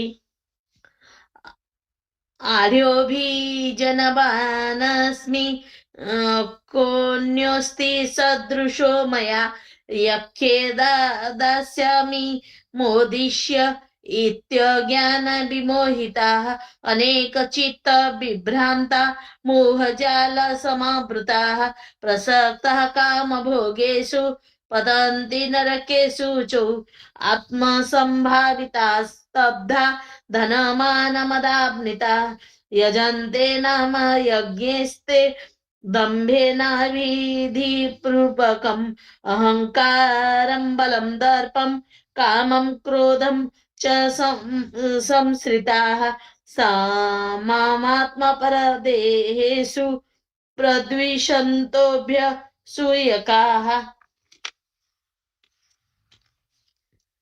नातहं द्विषतः क्रूरान् संसारेषु नराधमान् क्षिपाम्यजस्त्र मशुभा नासुरीष्वेव योनिषु आसुरीं योनिमापन्ना मूढा जन्मनि जन्मनि माम प्राप्येव कौन्तेय ततो यान्त्यधमां गतिं त्रिविधं नरके सेदं द्वारं नाशनमात्मनः कामः क्रोधस्तथा लोभस्तस्मादेतत्त्रयं त्यजेत् एतैर्विमुक्तः कौन्तेय तमोद्वारेस्ते त्रिभिर्नरः आचरत्यात्मनः श्रेयस् ततो याति परां गतिं यः शास्त्रविधि मृत्युज्य वर्तते कामकारतः न स सिद्धिमवाप्नोति न सुखं न परां गतिं तस्मात् शास्त्रं प्रमाणं ते कार्य व्यवस्थितौ ज्ञात्वा शास्त्र विधानोक्तं कर्म कर्तुमिमार्हसि ओम तत्सदिति श्रीमद्भगवद्गीतासु उपनिषत्सु ब्रह्म विद्यायां योगशास्त्रे श्रीकृष्णार्जुन संवादे दैवासुर संपद विभाग योगो नाम षोडशोऽध्यायः हरि ओम तत्सत् हरि ओम तत्सत्।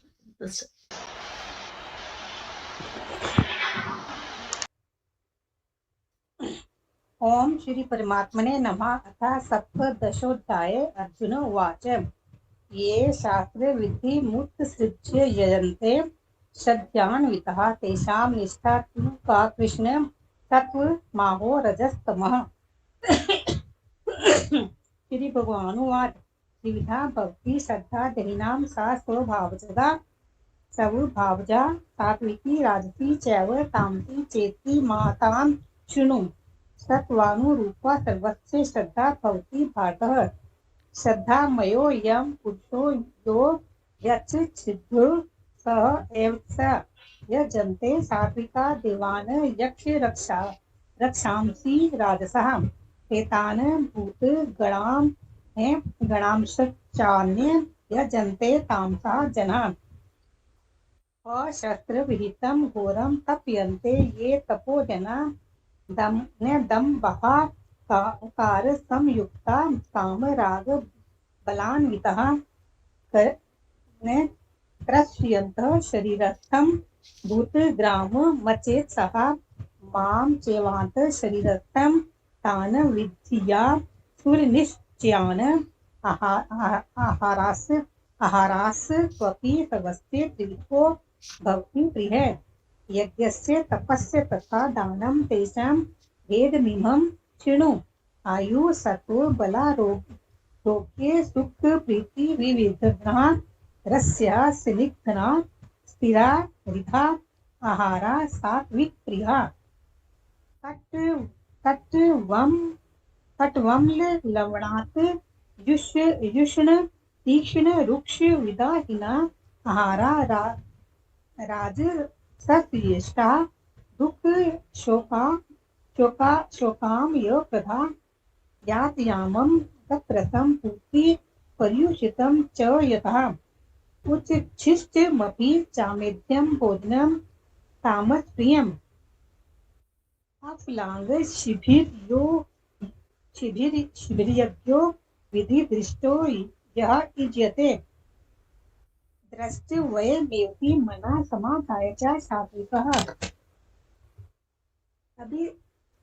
अभिसन्धाय तु फलं धर्मार्थमपि चैव यत् युज्यते भरतश्रेष्ठ तम यज्ञं विद्धि राजसं विद्धिहीनमसृष्टान्नं मंत्रहीन मद दीक्षिणं श्रद्धा विरहितं यज्ञं तामसं प्रचिचक्षते देव द्विजि गुरु प्राज्ञ पूजनं शोच मार्जवं ब्रह्मचर्य मोहिंसा च शरीरं तपः उच्यते अनुद्वेगकरं वाक्यं सत्यं प्रियहितं च यत् स्वाध्यायाभ्यसनं चैव वाङ्मयं तप उच्यते मनः प्रसादः सौम्यत्वं मौनमात्मविनिग्रह भाव संशुद्धिरित्येत तपो मानसं चूयते शक्त्या परया तप्तं त्रिविधं नरे अफुलांशिभिर्युक्ते साधिकं परिष्यते सत्कारमान उदात्तं तपो तम्भेन चैव यत् यते तद्धि प्रोक्तं राजसं चलं ध्रुवम् मूढ़ ग्राहेणात् मनो यत् क्रियते तपः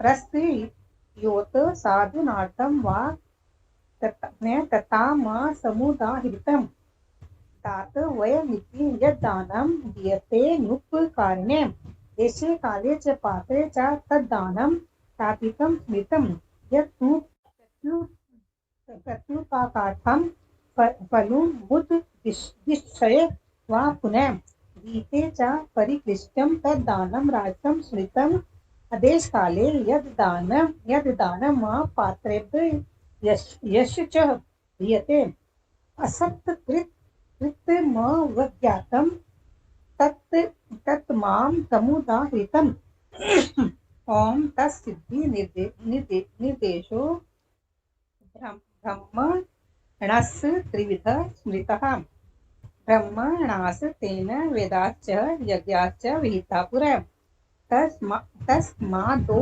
विद्युदाहृतः यज्ञदान तपः क्रिया प्रवर्तन्ते विधानोक्ता तत्तं ब्रह्मवादिनां तदितजन धाये फलं यज्ञ तपः क्रिया दान क्रियाश्च विविधा क्रियन्ते मोक्षकाङ्क्षिभिः सद्भावे साधुभावे च सदित्येतत् प्रयुज्यते प्रशस्ते कर्मणि तथा सच शब्दो पार्थ युज्यते यज्ञे तपसि दाने च सिद्धि चोच्यते कर्मः चैव तदित्यं सदित्येवाभिधीयते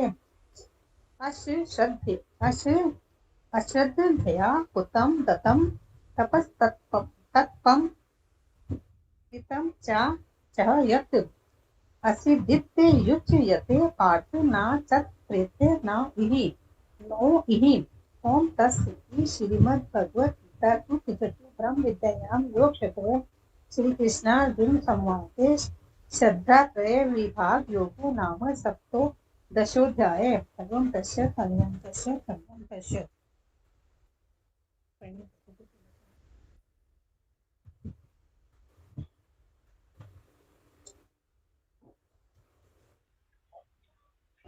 ॐ श्री परमात्मने नमः। अद अष्टोदशोऽध्यायः मोक्षसन्न्यासयोगः। अर्जुन उवाच सन्न्यासस्य महाबाहो तत्त्वमिच्छामि वेदितुं त्यागस्य च हृषीकेश पृथक् केसि निषूदन।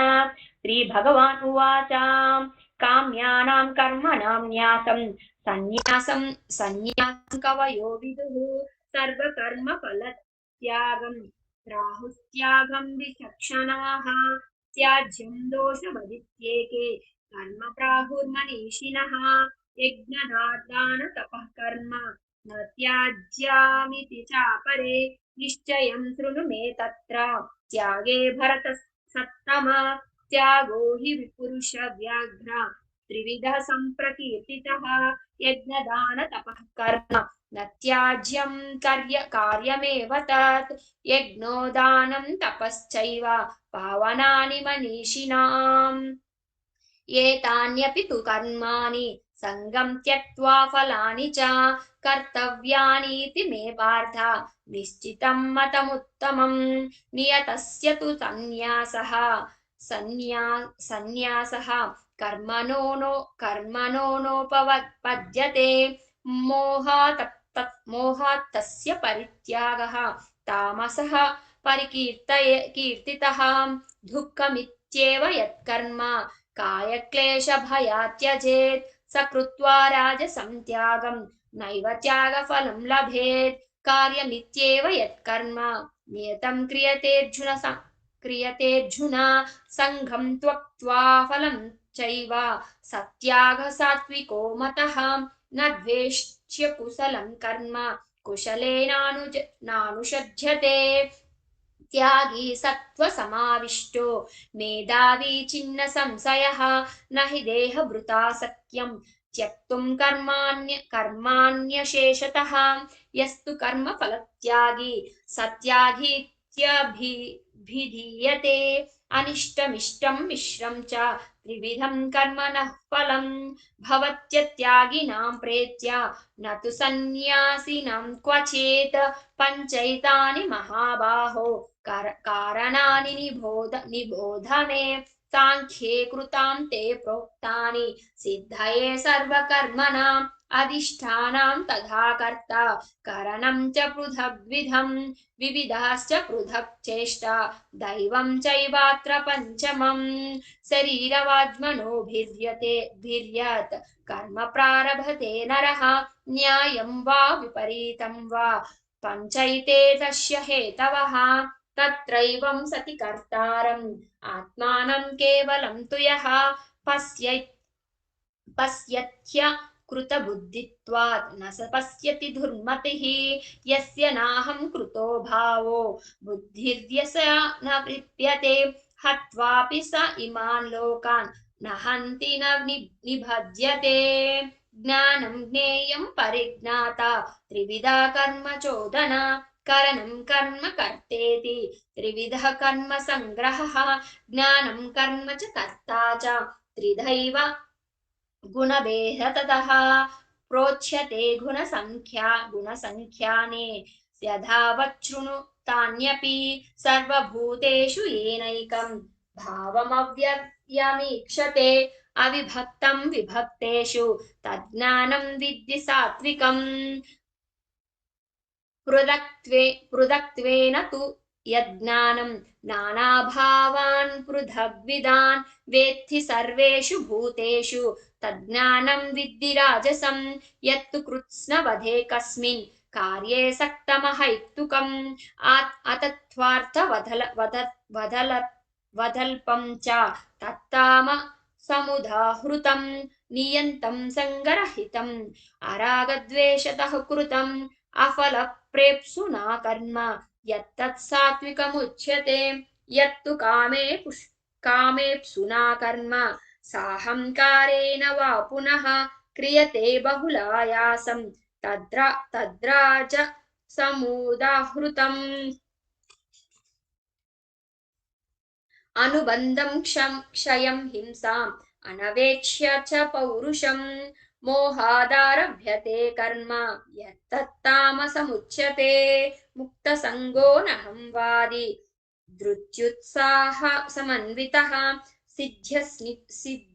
सिद्ध्योर्निर्विकारः कर्ता सात्विक उच्यते रागी कर्म फलप्रेप्सुः लुब्धो हिंसात्मको शुचिः हर्षशोकान्वितः कर्ता राजः परिकीर्तितः अयुक्तः प्राकृतः स्तब्धः शठो नैष्कृतिको लसः विषादी दीर्घसूत्री च कर्ता तामस उच्यते बुद्धेर्भेदं धृतेश्चैव गुणतस्त्रिविधं शृणु प्रोच्यमानमशेषेण पृथक्त्वेन धनञ्जय प्रवृत्तिं च निवृत्तिं च कार्याकार्ये भयाभये बन्धं मोक्षं च या वेत्ति बुद्धिः सा वार्धसात्विकी यया धर्ममधर्मं च कार्यं चाकार्यमेव च अयदावत् प्रजानाति बुद्धिः सा पार्थ राजसी अधर्मं धर्ममिति या मन्यते तमसावृता सर्वार्थान् विपरीतांश्च बुद्धिः सा पार्थ तामसी धृत्यायया धारयते मनः प्राणेन्द्रिया क्रियाः योगेनाव्यभिचारिण्याः धृतिः सा पार्थ सात्विकी यया तु धर्म कर्म कामार्थान् धृत्या धारयते अर्जुन प्रसंगेन फलाकांक्षी धृतिः सा पार्थ राजसी मया स्वप्नं भयं शोकं विषादं मदमेव च न विमुञ्चति दुर्मेधा धृतिः सा पार्थ तामसी सुखं त्विदानीं त्रिविधं शृणु मे भरतर्षभा अभ्यासाद्रमते यत्र दुःखान्तां च निगच्छति यत्तदग्रे विषमिव परिणामे मृतोपमम् तत्सुखं सात्विकं प्रोक्तम् आत्मबुद्धिप्रसादजं विषयेन्द्रिय संयोगात् यत्तदग्रे मृतोपमं परिणामे विषमिव तत्सुखं राजसंस्मृतं यदग्रे चानुबन्धे च सुखं मोहनयात्मनः निद्रालस्य प्रमादोत्तं तत्तामसमुदाहृतं न तदस्ति पृथिव्यां वा दिवि देवेषु न वा पुनः सत्वं प्रकृतिजैर्युक्तं यदेभिः स्यात् त्रिभिर्गुणैः ब्राह्मणक्षत्रियविषां शूद्राणां च परन्तप कर्माणि प्रविभक्तानि स्वभाव प्रभर्वैर्गुणैः समोदमस्तपः शौचं क्षान्तिर्गार्जनं राजवमेव च ज्ञानं विज्ञानमास्तिक्यं ब्रह्मकर्म स्वभावजम्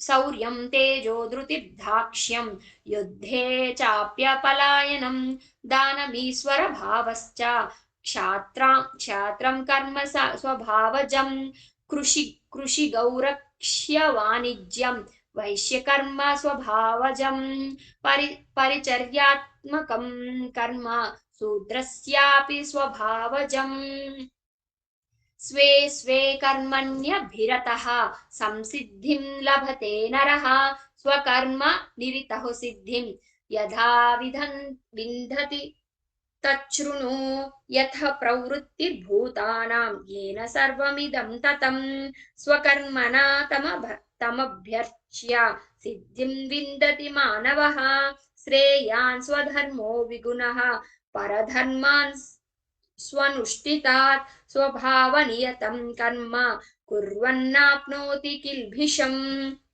सहजं कर्म कौन्तेय सदोषमपि न त्यजेत् सर्वारम्भ हि दोषेण धूमेनाग्निरिवावृताः असक्तबुद्धिः सर्वत्र जिदात्मा विगतस्पृहः नैष्कर्म्य सिद्धिं परमां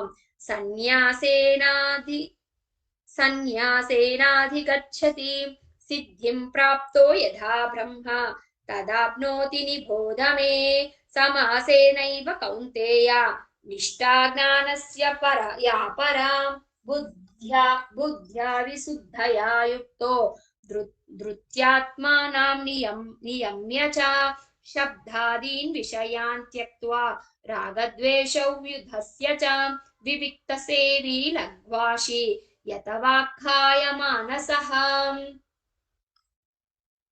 ध्यानयोगपरो नित्यं वैराग्यं समुपाश्रितः अहङ्कारं बलं दर्पं कामं क्रोधं परिग्रहं विमुच्य निर्ममः शान्तो ब्रह्मभूयाय कल्पते ब्रह्मभूतः प्रसन्नात्मा न शोचति न काङ्क्षति समः सर्वेषु भूतेषु मद्भक्तिं लभते परां भक्त्या मामभिजानाति यावान्यश्चास्मि तत्त्वतः ततो मां तत्त्वतो ज्ञात्वा विशते तदनन्तरं सर्वकर्माण्याप्नोति कर्माण्यपि सदा कुर्वाणो मद्व्यपाश्रयः मत्प्रसादादवाप्नोति शाश्वतं पदमव्ययम् चेतसा सर्वकर्माणि मयि सन्न्यस्य मत्परः बुद्धियोगमुपाश्रित्य मच्चित्तः सततं भव मच्चित्तः सर्वदुर्गाणि मत्प्रसादात् तरिष्यसि अथ चेत् त्वमहङ्कारात् न श्रोष्यसि विनङ्क्ष्यसि यदहङ्कारमाश्रित्य न योत्स्याहिति मस्यसे विधैष्य व्यवसायस्ते प्रकृतिस्त्वां नियोक्ष्यति स्वभावजेन कौन्तेय निबद्धः स्वेन कर्मणा कर्तुं नेच्छसि यन्मोहात् करिष्यस्य वसोऽपि तत् ईश्वरः सर्वभूतानां हृद्देशेऽर्जुन तिष्ठति भ्रामयन् सर्वभूतानि यन्त्रारूढानि मायया तमेव शरणं गच्छ सर्वभावेन भारत तत्प्रसादात् परां शान्ति स्थानं प्राप्स्यसि शाश्वतम् इति ते ज्ञानमाख्यातं गुह्योद्गुह्यतरं स्वया विमृश्यैतदेशेन यदेच्छसि तथा कुरु सर्वगुह्यतमं भूयः शृणु मे परमं वचः इष्टोऽसि मे दृढमिति ततो वक्ष्यामि हे हितम् मन्मना भव मद्भक्तो मध्याजी मां नमस्कुरु मामे वैष्यसि सत्यं ते प्रतिजाने प्रियोऽसि मे सर्वधर्मान् परित्यज्य मामेकं शरणं व्रज अहतां त्वां सर्वपापेभ्यो मोक्षयिष्यामि मा शुचः इदं ते न तपस्काय न भक्ताय कदाचन न चाशुशूषवे वाच्यं न च मां योऽभ्यसूयति य इमं परमं गुह्यं मद्भक्त्येष्वभिधास्यति भक्तिं मयि परां कृत्वा मामे वैष्यत्य संशयः न च तस्मान्मनुष्येषु कश्चिन्मे प्रियकृत्तमः भविता न च मे तस्मात् अन्यः प्रियतरो भुवि अध्येष्यते च इमं धर्म्यं संवादमावयोः ज्ञानयज्ञेन तेनाहम् इष्टः सामिति मे मतिः श्रद्धावान् सूयश्च शृणुयादपि यो नरः सोऽपि मुक्तः शुभान् लोकान् प्राप्नुयात् पुण्यकर्मणा कच्चिदेतत् श्रुतं पार्थ त्वयैकाग्रेण चेतसा कच्चिदज्ञानसम्मोहः प्रनष्टस्ते धनञ्जय अर्जुन उवाच नष्टो मोहः स्मृतिर्लब्धा त्वत्प्रसादान्मयाच्युत स्थितोऽस्मि गतसन्देहः करिष्ये वचनं तव सञ्जय उवाच इत्यहं वासुदेवस्य पार्थस्य च महात्मनः संवादमिमश्रौषम् अद्भुतं रोमहर्षणं व्यासप्रसादात् श्रुतवान् एतद्गुह्यमहं परं योगेश्वरात् कृष्णात् साक्षात् कथयतः स्वयं 1 minute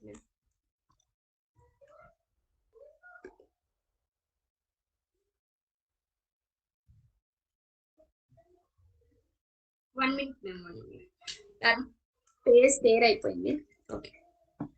రాజన్ సంస్మృత్య సంవాదమిమద్భుతం కేశవార్జునయోః పుణ్యం హృష్యామి చ ముహుర్ముహుః తచ్చ సంస్మృత్య रूपमत्यद्भुतं हरेः विस्मयो मे महान् राजन् हृष्यामि च पुनः यत्र योगेश्वरः कृष्णो यत्र पार्थो धनुर्धरः तत्र श्रीर्विजयो भूतिर्ध्रुवा नीतिर्मतिर्मम।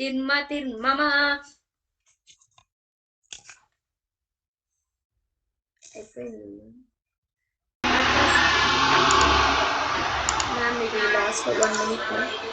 ओके। ओम तत्सदिति श्रीमद्भगवद्गीतासूपनिषत्सु भगवद्गीतासूपनिषत्सु ब्रह्म विद्यायां योगशास्त्रे श्रीकृष्णार्जुन संवादे नामाष्टदशोऽध्यायः।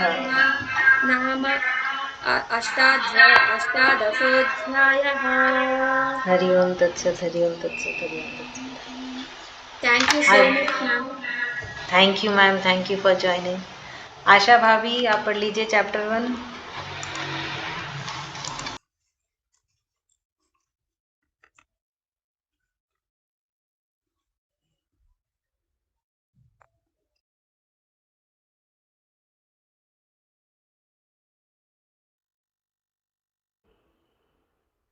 प्रथम अध्याय। ओम श्री परमात्मने नमः।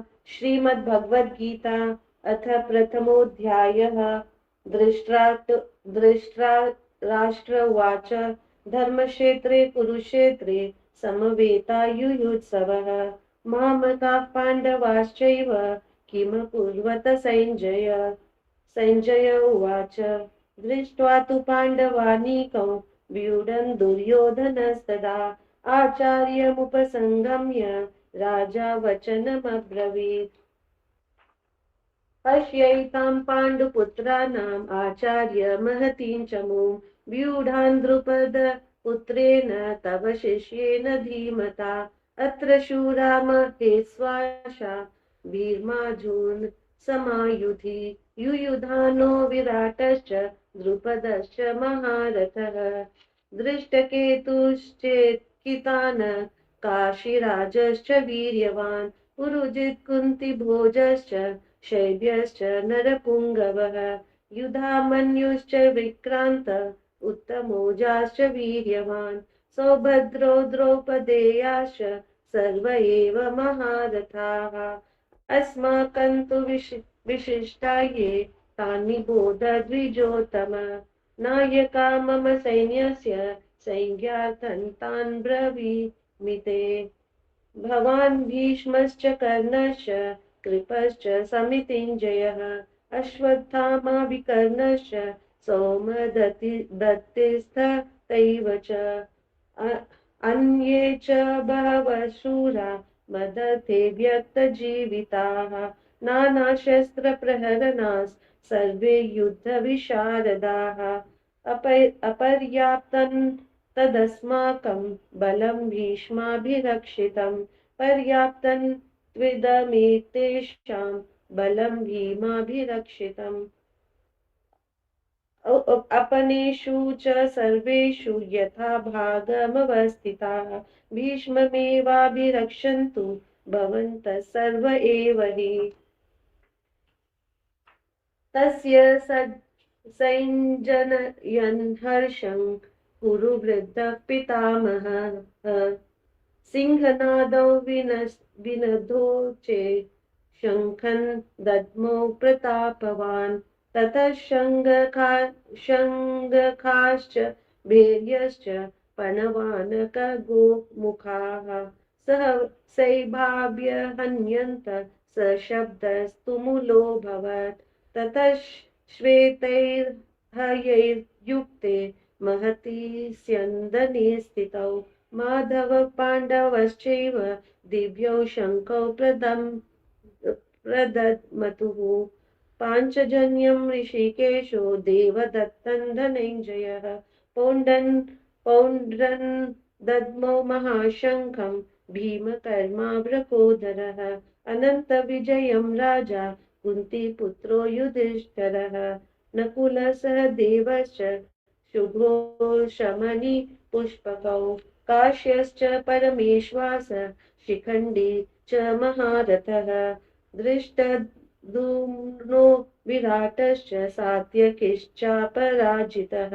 द्रुपदो द्रौपदेयाश्च सर्वशः पृथिवीपते सौभद्रश्च महाबाहुः शङ्खनान् दद्मुः पृथक् पृथक् सघोषौ धार्तराष्ट्राणां हृदयानि व्यदारयत् नभश्च पृथ्वीं चैव तुमुलो व्यनुनादयन् अथ व्यवस्थितान् दृष्ट्वा धार्तराष्ट्रान् कपिध्वजः प्रवृत्ते शस्त्र सम्पाते धनुरुद्यम्य पाण्डवः ऋषिकेशं तदा वाक्यम् इदमाह महीपते अर्जुन उवाच सेनयोरुभयोर्मध्ये रथं स्थापयमेच्युत यावदेतान् निरीक्षेऽहं योद्धधूमकामानवस्थितान् कैर्मया सह योद्धव्यम्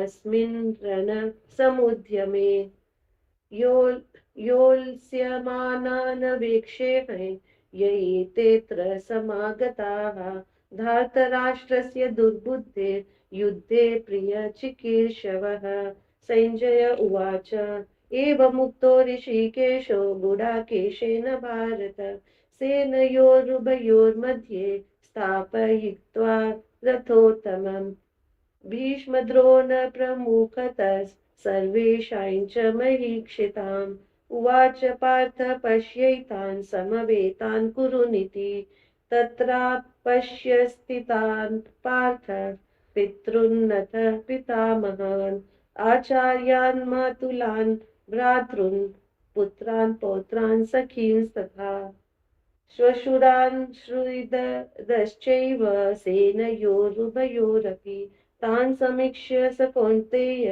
सर्वान् बन्धूनवस्थितान्